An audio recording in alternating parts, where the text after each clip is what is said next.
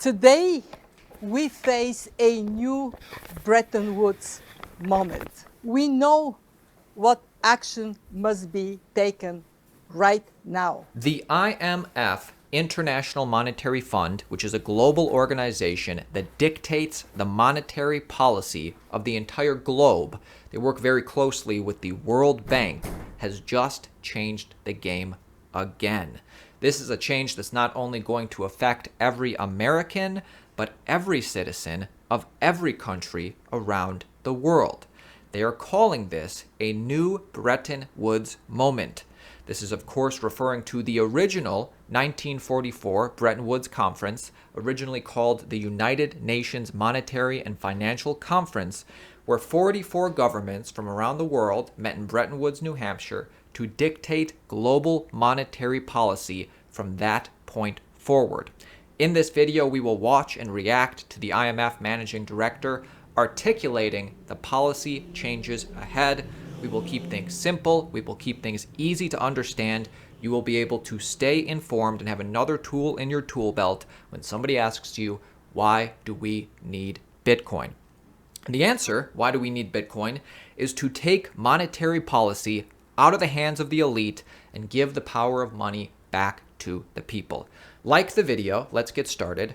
This is the IMF Managing Director reflecting on the original Bretton Woods Conference before she tells us what's to come. Reflecting on the dramatic change in the world over the last year, I paid a visit to Bretton Woods in New Hampshire, where 44 men signed our Articles of Agreement in 1944. Our founders faced two massive tasks: to deal with the immediate devastation caused by the war and to lay the foundation for a more peaceful, more prosperous post-war world. At the conclusion of the conference, John Maynard Keynes captured the significance of international cooperation as hope for the world. If we can continue, the brotherhood of men will have become more than a phrase, he said. As we look forward to welcoming Andorra as our 190th member, the work of the IMF is testament to the values of cooperation and solidarity on which a sisterhood and brotherhood of humanity is built. Okay. So, back in 1944, the Bretton Woods moment was originally sold to us as a way to unite the whole world in peace and prosperity with one global monetary standard. In reality, the Bretton Woods moment, combined with the IMF and World Bank in general, put us on the debt-based fiat standard that we know today. Everything wrong with money today had its beginnings with the IMF in Bretton Woods, New Hampshire in 1944. And now 76 years later, they want to do it again. Now, before we get to the IMF's specific policy changes, watch this clip talking about why they think they need to do this. Today, we face a new Bretton Woods moment. We know what action must be taken right now. A durable economic recovery is only possible if we beat the pandemic. I urge you to support production and distribution of effective therapies and vaccines to ensure that all countries have access. We have seen global fiscal actions of 12 trillion. Major central banks have expanded balance sheets by 7.5 trillion. Unbelievable. Using the COVID crisis to continue to exert power and control over our money. I'm sure you remember in 2019 when they were blaming climate change to do this. Let's listen to the IMF's big picture plan for the future, then we'll get into three specific policies. We must take measures to prevent the buildup of financial risks over the medium term. We face what I have called a long ascent for the global economy, a climb that will be difficult, uneven, uncertain, and prone to setbacks. But it is a climb up, and we will have a chance to address some persistent problems: low productivity, slow growth, high inequalities, a looming climate crisis. We can do better than build back the pre-pandemic world. We can build forward to a world that is more resilient, sustainable, and inclusive. We must seize this new Bretton Woods moment. Okay, let's get more specific. She's now about to clue us in onto 3 big policy changes ahead. Number 1, let's talk about our debt-based system. Will that continue? I see 3 imperatives. First, the right economic policies. What was true at Bretton Woods remains true today. That includes keeping a careful watch on risks presented by elevated debt. We expect 2021 debt levels to go up significantly to around 125% of GDP in advanced economies, 65% of GDP in emerging markets, and 50% of GDP in low-income countries. Beyond this, where that is unsustainable, it should be restructured without delay. We should move towards greater debt transparency and enhanced creditor coordination. I am encouraged by the G20 discussions on a common framework for sovereign debt resolution, as well as on our call for improving the architecture for sovereign debt resolution, including private sector participation. We are there for our member countries, supporting their policies. Okay, so the debt-based system is going to continue. Well, how about policy number 2? Watch the directing manager articulate how for policy number 2 we need to invest in people. She does this in a very undefined, ambiguous way. Now, one thing I like, which she said, which you'll hear as she gets into it, is they want to give more people internet access around the world. And policies must be for people. My second imperative. To reap the full benefits of sound economic policy, we must invest more in people. That means protecting the vulnerable. It also means boosting human and physical capital to underpin growth and resilience. COVID-19 has underscored the importance of strong health systems. Rising inequality and rapid technological change demands strong education and training systems to increase opportunity and reduce disparities. Accelerating gender equality can be a global game changer. For the most unequal countries, closing the gender gap could increase GDP by an average of 35%. And investing in our young people is investing in our future. They need access to health and education, and also access to the internet, because that gives them access to the digital economy, so critical for growth and development in the future. Expanding internet access in sub-Saharan Africa just by 10% of the population could increase real per capita GDP growth by as much as 4 percentage points. Digitalization also helps with financial inclusion as a powerful tool to help overcome poverty. Okay, the final problem before we get to her conclusion as to how the IMF will solve all of these problems. Problem number 3 that the IMF will address: climate change. Just as the pandemic has shown that we can no longer ignore health precautions, we can no longer afford to ignore climate change. My third imperative. We focus on climate change because it is macrocritical, posing profound threats to growth and prosperity. It is also people-critical and planet-critical. In the last decade, direct damage from climate-related disasters adds up to around $1.3 trillion. If we don't like this health crisis, we will not like the climate crisis one iota. Our research shows that with the right mix of green investment and higher carbon prices, we can steer toward zero emissions by 2050, and we can help create millions of new jobs.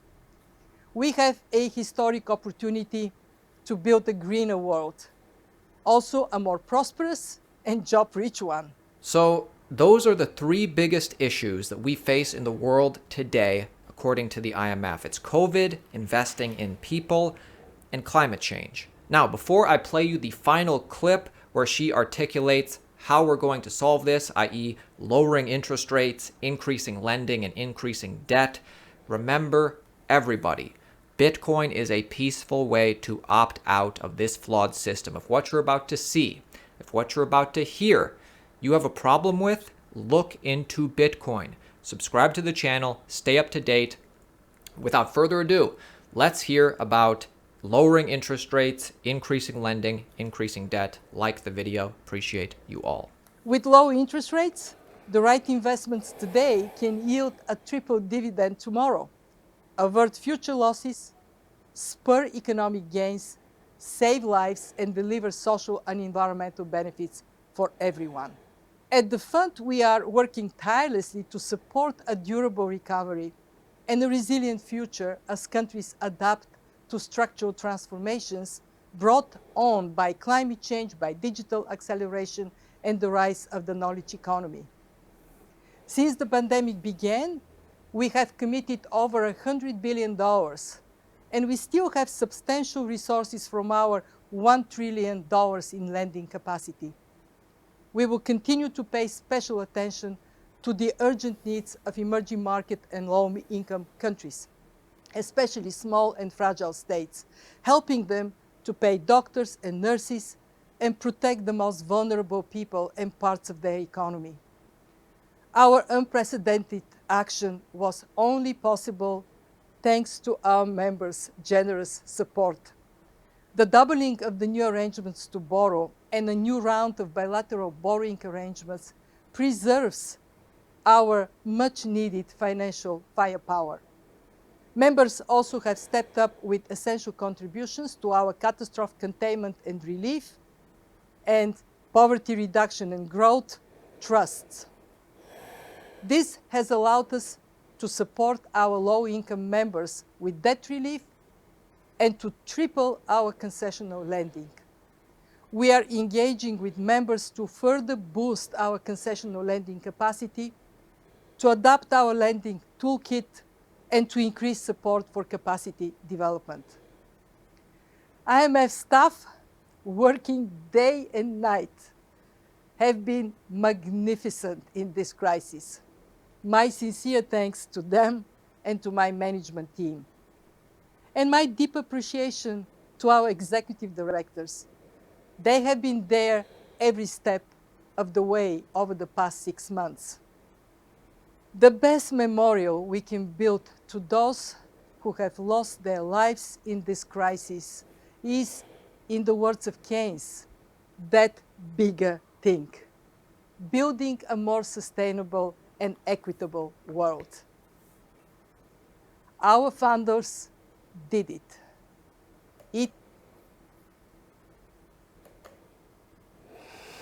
All right. Attention Office of Interpol, the Fraud Department, the International Criminal World Court, the Army, the Navy, the military, the Marines, and all that is good globally.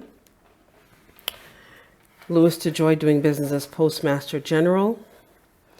The Antitrust Department at the United States Federal Trade Commission heads. Joseph Otting doing business for head for the Comptroller of Currency. Jay Clayton doing business as head for the Securities and Exchange Commissioner. The Federal Bureau Investigations heads that are good. Donald Trump. Also the Universal Postal Union heads. I come to you in good faith in one's proper person. Also the Fraud Department heads. In one's proper person as a living flesh and blood, sentient being, Suri Juri Suri Eris, heir to the world's vast estate, Moabite, Hittite, Queen, Empress. Ah, boy. AA 222-141-494-59344 as holding the highest diplomatic office. Go now quickly and round up Kristalina Georgieva, and all the executive members at the International Monetary Funds and all the members at the International Monetary Fund from inception from 1944 for estate, land theft, peonage, racketeering, apartheid, identity theft, land theft, natural resource theft, and for the so-called 100 billion they've invested in this hoax, which has caused people to lose their lives, as she stated. People have been thrusted into abject poverty. They have lost their livelihoods. Their businesses have been burnt down to the ground by these agents they have funded. Go and investigate if everything she said is true. Were they, in fact, as he stated, stealing all of our wealth from inception of the Bretton Woods Agreement? And is the Bitcoins and the cryptocurrency not based on us humans, our blood? If so, go and shut it all down this night. Send us all the profits generated from this hoax, right? Arrest and execute all of them for treason, fraud, and genocide, and all the harm they've created on all of us globally with this hoax that they've invested in, and this climate change hoax they've invested in. And it seems as if they may have been behind the so-called Biden and the Antifa and the BLM. Go and find out if this is true. If so, round them up this night. Remove them from the planet, right? Send the people back all their finances, their profits, their businesses, build it back up immediately, and charge them for treason globally.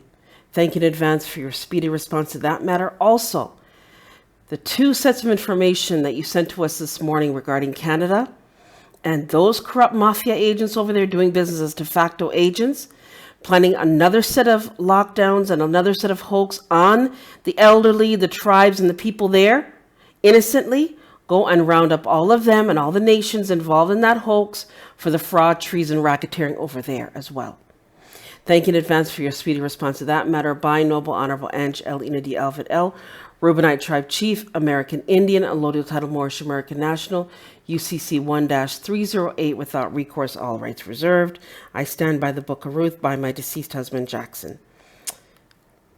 Dololoko e takranai takranai o takranai taki nena naka nono no ko I taralai na no te ki nena na hai na hai takroi te ka nena na kai nono no ko takroi de la takranai te ki nono no ko ho takroi takranai takranai takrara taka.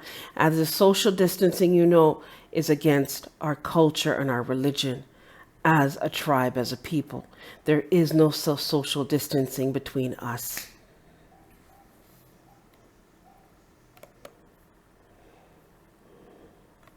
All right, those of you not well, if you have access to 32% food grade hydrogen peroxide in distilled water, go to YouTube and yeah, just a pin drop of 32% food grade hydrogen peroxide or some river water. If you have drinkable river water or you have a beach, I suggest you guys go there. The following are just a small sample of many cases that uphold the requirement that any time jurisdiction is challenged, it must be proven. The law provides that once state and federal jurisdiction has been challenged, it must be proven. Maine versus Thibotot 100 SCT 2502 1980 in brackets. Jurisdiction can be challenged at any time, and once challenged, cannot be assumed and must be decided. Basso versus Utah Power and Light Company, 495 F 2D 906 910. Also, there is as well no discretion to ignore that lack of jurisdiction. Joyce versus U.S. 474 F2D 215. A court lacking jurisdiction cannot render judgment. Those of you in need of wish to have remedy, tickets, citations, mortgages, foreclosures, child support cases. Also those of you with having to see an agent doing business parole officer, as well as those of you in for nonviolent offenses, and those of you with warrants for nonviolent offenses. You guys can email us for the GSA bond templates to set off the matters. Also the 1099 OID to get back the finances they claimed you owed. Also the international promissory notes. The international bills of exchange. The how to get a 98 EIN number, trust number, and also the Chain to the Sky book, along with the our book, Time is the Master, Time is the Key, and the Herbology book, and a whole host of stuff you guys hear us talk about here. The fraudulent conveyance of language laws, some of Donald Trump's executive order, the Insurrection Act information that we talk about here, and jurisdictional information as well too. That we're reading right now. You can email us at themullings@gmail.com. We do ask for donations for our time and our research. If you guys wish to support us here, we ask for $1 for these videos, or if you want to give us more, we greatly appreciate it. You can go to PayPal at themullings@gmail.com. All right, remember to give these videos a thumbs up. Go back to our older videos on Noble L, and also on this channel, Noble L II. Subscribe, share, and like. All right, a court lacking jurisdiction cannot render judgment but must dismiss the cause at any stage of the proceedings in which it becomes apparent that jurisdiction is lacking. Bradbury versus Dennis, 310 F2D 73, 10th Circuit, 1962. 10th Circuit to 1962 is in brackets. The burden shifts to the court to prove jurisdiction. Rosemount versus Lambert, 469 F2D 416. If the issue is presented in any way, the burden of proving, we also have the attorney's questions, how to win, and also what to say in court, how to win. If the issue is presented in any way, the burden of proving jurisdiction rests upon him who invokes in Latana versus Hopper, 102 F2D 188. Also, when it clearly appears that the court lacks jurisdiction, the court has no authority to reach the merits.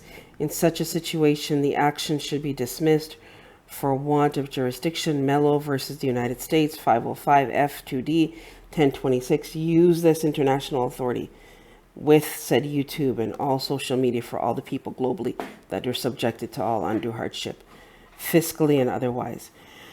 Now, court must prove on the record all jurisdiction facts related to jurisdiction asserted. Latana versus Hopper, 102 F2D 188. Chicago versus New York, 37 F sub SUPP period 150.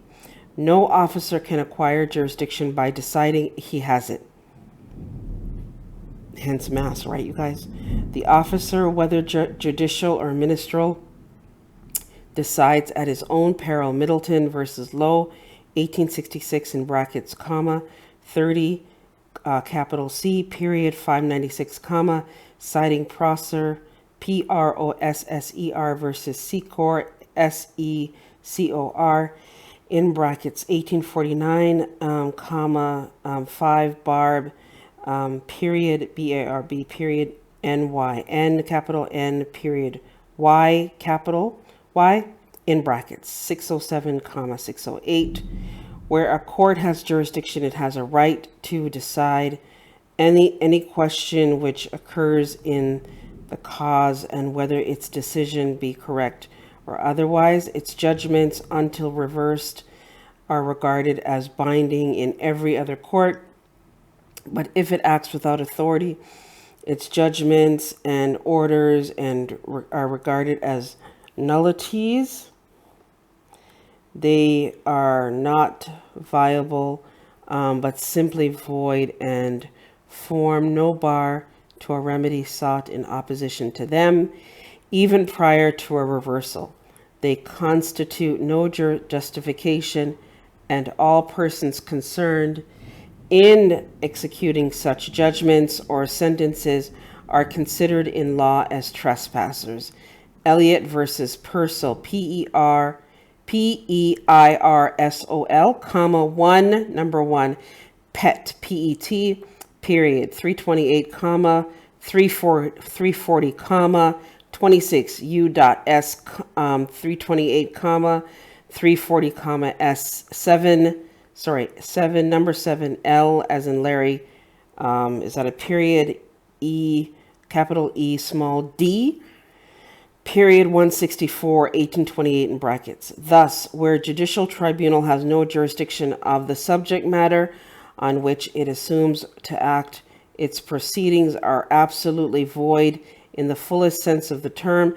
Dillon versus Dillon, 187, page 27. So you guys can put these in your affidavits and stuff you serve, right? A court has no jurisdiction to determine its own jurisdiction for a basic issue in any case before a tribunal in its power to act. And a court must have the authority to decide whether that question in the first instance, Rescue Army versus Municipal Court in Los Angeles, 171, P2D, Paul, number 2, dog, number 8, colon or comma 331 US 549 comma 91 L as in Larry period ED small common letters ED E as in Edward D as in dog period 1666 comma 67 S as in Sam period C capital C as in cat small t as in Tom period 1409 defend freedom trademark. Thank you for that. Defend freedom trademark. I like that. Okay, so you guys, the following are just some sample of many cases that uphold the requirement that any jurisdiction is challenged. It must be proven. All right.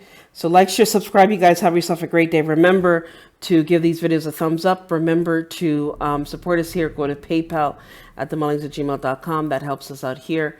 And those of you with tickets, citations, mortgages, foreclosures, and those of you with warrants, and those of you in for non-violent offenses, and having to see an agent, doing business, parole officer, you can email us for the GSA bond templates to set off the matter, as well as the IRS status correction, the do not detain affidavit, and a whole host of stuff you guys hear us talk about here. We do ask for donations for our time. Go and do the research, you guys. Don't take my word for it, and have yourself a great day. Remember, subscribe to Noble L, and also to this channel, Noble L II.